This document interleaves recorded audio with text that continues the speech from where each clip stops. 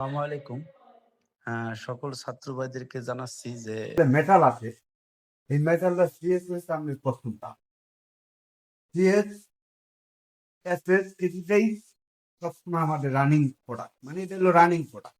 আর ওগুলো হচ্ছে লো প্রোডাক্ট, মানে ওগুলো আপনি মাঝে মধ্যে চলে, মাঝে মধ্যে এক এক কোম্পানিতে, কিছু কিছু কোম্পানির কাছে চলে, আবার কিছু কিছু কোম্পানির কাছে চলে না।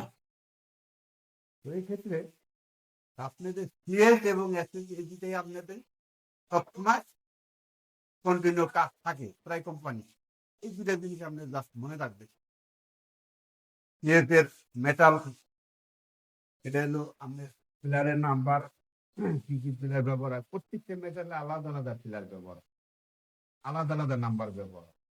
এই নাম্বার করে জাস্ট আপনি মনে রাখবেন। অন্তত পক্ষে না পারলেও সিএস আর এসএস এর পিলার নাম্বারটা মনে রাখবেন। যেমন সিএস এর এসএস এর পিলার নাম্বার কি? সিএস এর হলো 70S-2 অথবা 3 অথবা 3 হতে পারে, বিভিন্ন কোম্পানি বিভিন্ন হতে পারে। আর যদি এসএস এর যে পিলার নাম্বার 7ER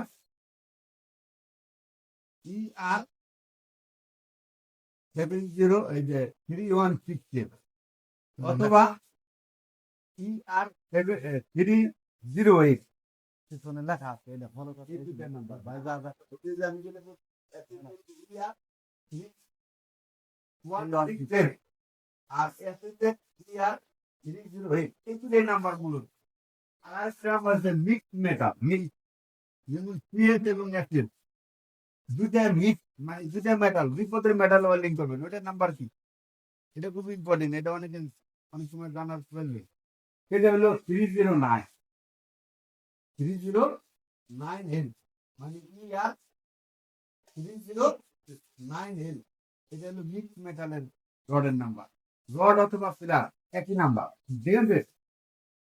কিন্তু সিএসের ক্ষেত্রে আপনার এটার নাম্বারটা চেঞ্জ করতে হবে। আর এসএসের ক্ষেত্রে এসএসের পিলারের যে নাম্বার আর রডেরও একই নাম্বার। কথা কি বুঝছেন? এসএসের পিলার আর সিএস যে আপনার পিলার এবং রড, ওয়েল্ডিং রড দুটার নাম্বার একই। নাম্বার দিয়ে কিন্তু সিএসের ক্ষেত্রে আপনার 70S-2 অথবা